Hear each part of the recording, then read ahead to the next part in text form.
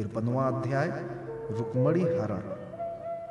श्री सुखदेव जी कहते हैं, परीक्षित, भगवान श्री कृष्ण ने विदर्भ राजकुमारी रुक्मणी जी का ये संदेश सुनकर अपने हाथ से ब्राह्मण देवता का हाथ पकड़ लिया और हंसते हुए यूं बोले। भगवान श्री कृष्ण ने कहा, ब्राह्मण देवता, जैसे विदर्भ राजकुमारी मुझे चाहती हैं, वैसे ही मैं भी उन्हें चाहता हूं। मेरा चित्त उन्हीं में लगा रहता है। कहां तक कहूं, मुझे रात के समय नींद तक नहीं आती। मैं जानता हूं कि रुक्मी ने द्वेषवश मेरा विवाह रोक दिया है। परंतु ब्राह्मण देवता, आप देखिएगा, जैसे लकड़ियों को मथ कर एक दूसरे से रगड़कर मनुष्य उसमें से आग निकाल लेता है, वैसे ही युद्ध में उन नामधारी क्षत्रिय कुल कलंकों को तहस नहस करके अपने से प्रेम करने वाली परम सुंदरी राजकुमारी को मैं निकाल लाऊंगा। श्री सुखदेव जी कहते हैं, परीक्षित, मधुसूदन श्री कृष्ण ने ये जानकर कि रुक्मणी के विवाह की लग्न परसों रात्रि में ही है, सारथी को आज्ञा दी कि दारूक तनिक भी विलंब न करके रथ जोत लाओ। दारूक भगवान के रथ में शैव, सुग्रीव, मेघ पुष्प और बलाहक नाम के 4 घोड़े जोत कर उसे ले आया और हाथ जोड़कर भगवान के सामने खड़ा हो गया। शूर नंदन श्री कृष्ण ब्राह्मण देवता को पहले रथ पर चढ़ाकर फिर आप भी सवार हुए और उन शीघ्रगामी घोड़ों के द्वारा एक ही रात में आनर्त देश से विदर्भ देश में जा पहुंचे। कुंडिन नरेश महाराज भीष्मक अपने बड़े लड़के रुक्मी के स्नेहवश अपनी कन्या शिशुपाल को देने के लिए विवाहोत्सव की तैयारी करा रहे थे। नगर के राजपथ, चौराहे तथा गली कूचे झाड़ बुहार दिए गए थे। उन पर छिड़काव किया जा चुका था। चित्र विचित्र रंग बिरंगी छोटी बड़ी झंडियां और पताकाएं लगा दी गई थीं। तोरण बांध दिए गए थे। वहां के स्त्री पुरुष पुष्प, माला, हार, इत्र, फुलेल, चंदन, गहने और निर्मल वस्त्रों से सजे हुए थे। वहां के सुंदर घरों में से अगर के धूप की सुगंध फैल रही थी। परीक्षित, राजा भीष्मक ने पितर और देवताओं का विधि पूर्वक पूजन करके ब्राह्मणों को भोजन कराया और नियमानुसार स्वस्ति वाचन भी। सुशोभित दांतों वाली परम सुंदरी राजकुमारी रुक्मणी जी को स्नान कराया गया। उनके हाथों में मंगलसूत्र कंगन पहनाए गए, कोहबर बनाया गया। 2 नए नए वस्त्र उन्हें पहनाए गए और वे उत्तम उत्तम आभूषणों से विभूषित की गई। श्रेष्ठ ब्राह्मणों ने साम, श्रिक और यजुर्वेद के मंत्रों से उनकी रक्षा की और अथर्ववेद के विद्वान पुरोहित ने ग्रह शांति के लिए हवन किया। राजा भीष्मक कुल परंपरा और शास्त्रीय विधियों के बड़े जानकार थे। उन्होंने सोना, चांदी, वस्त्र, गुड़ मिले हुए तिल और गौएं ब्राह्मणों को दी। इस प्रकार चेदी नरेश राजा दमघोष ने भी अपने पुत्र शिशुपाल के लिए मंत्रज्ञ ब्राह्मणों से अपने पुत्र के विवाह संबंधी मंगल कृत्य कराए।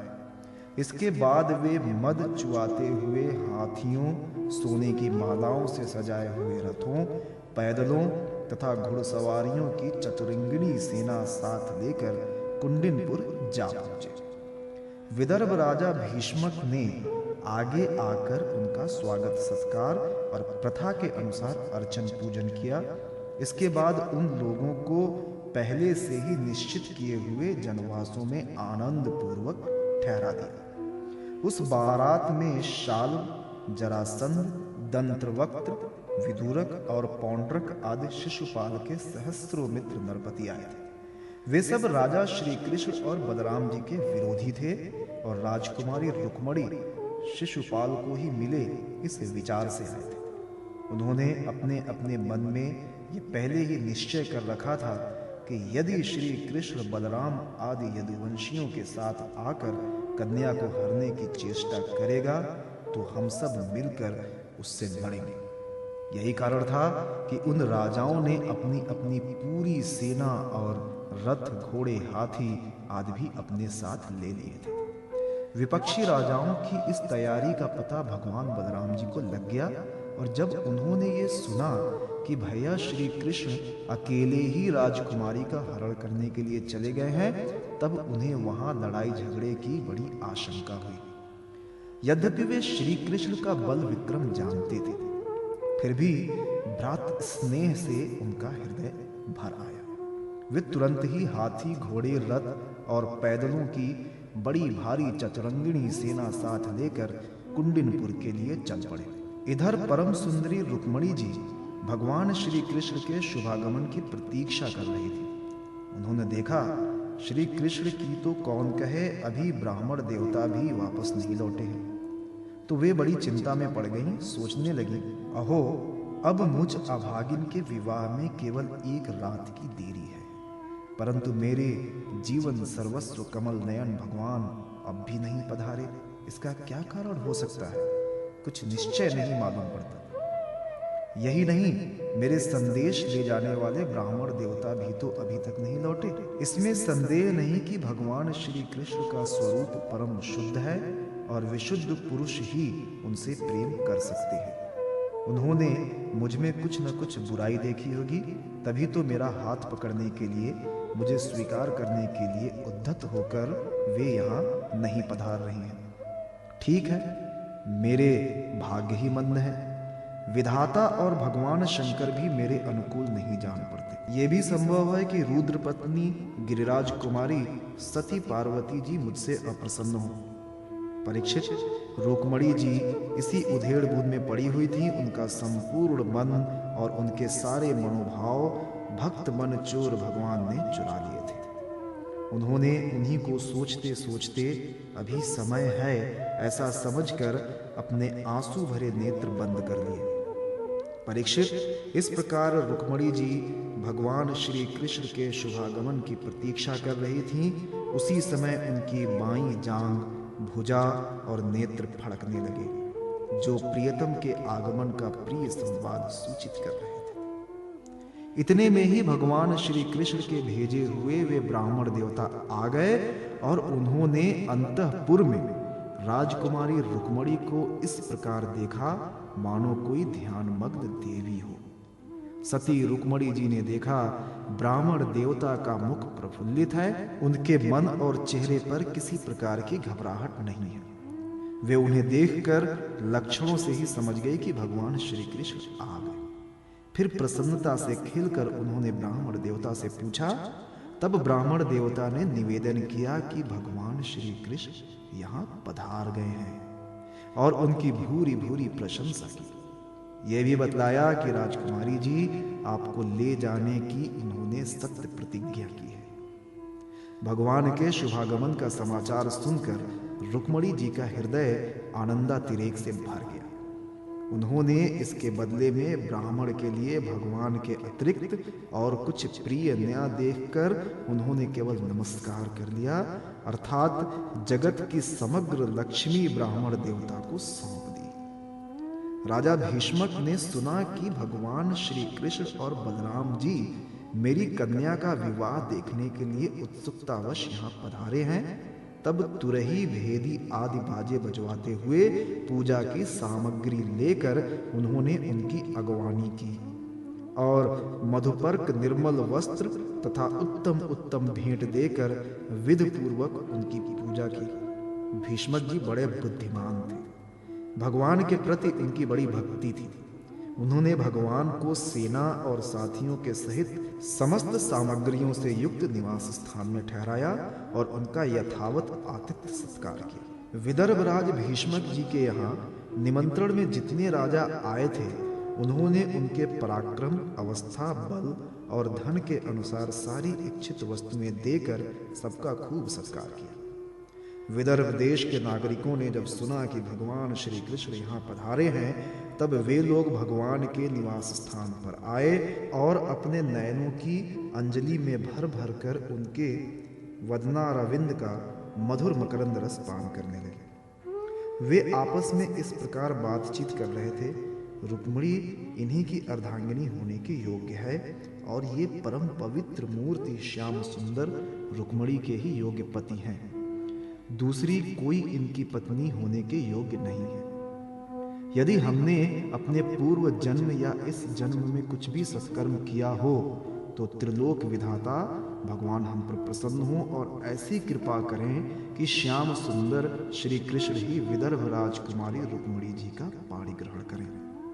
परीक्षित, जिस समय प्रेम परवश होकर पूर्ववासी लोग परस्पर इस प्रकार बातचीत कर रहे थे, उसी समय रुक्मिणी जी अंतःपुर से निकलकर देवी जी के मंदिर के लिए चलीं। बहुत से सैनिक उनकी रक्षा में नियुक्त थे।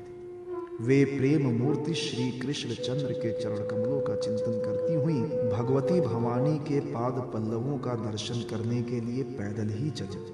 वे स्वयं मौन थीं और माताएं तथा सखी सहेलियां सब ओर से उन्हें घेरे हुई थीं। शूरवीर राजसैनिक हाथों में अस्त्र शस्त्र उठाए कवच पहने उनकी रक्षा कर रहे थे।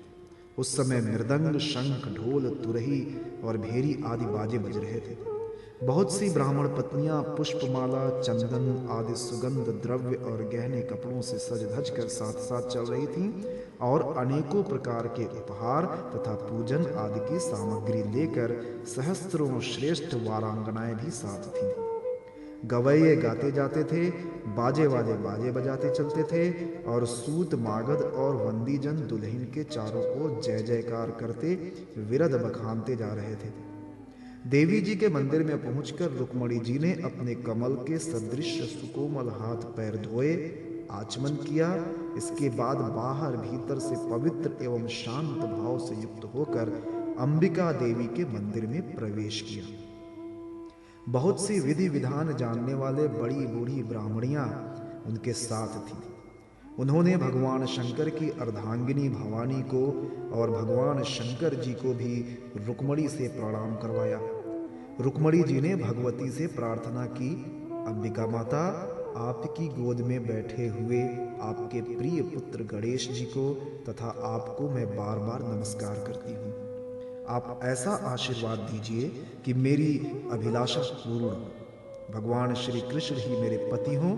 इसके बाद रुक्मिणी जी ने जल, गंध, अक्षत, धूप, वस्त्र, पुष्पमाला, हार, आभूषण, अनेकों प्रकार के नैवेद्य, भेंट और आरती आदि सामग्रियों से अंबिका देवी की पूजा की।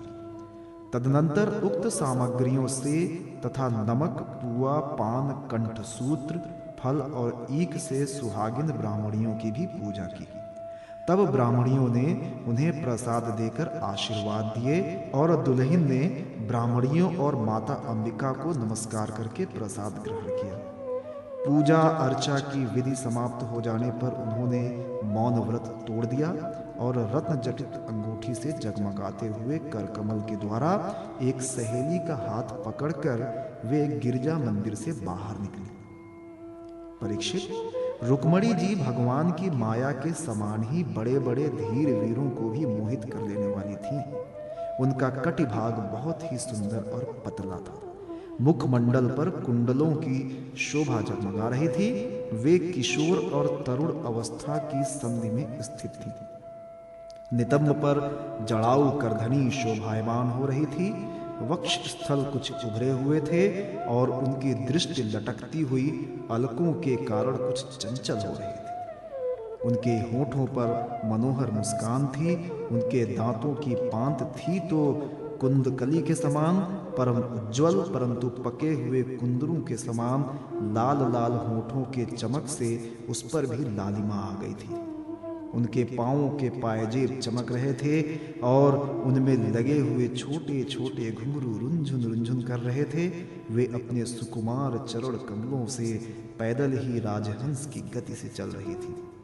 उनकी वो अपूर्व छवि देखकर वहां आए हुए बड़े बड़े यशस्वी वीर सब मोहित हो गए। कामदेव ने ही भगवान का कार्य सिद्ध करने के लिए अपने वाणों से उनका हृदय जर्जर कर दिया।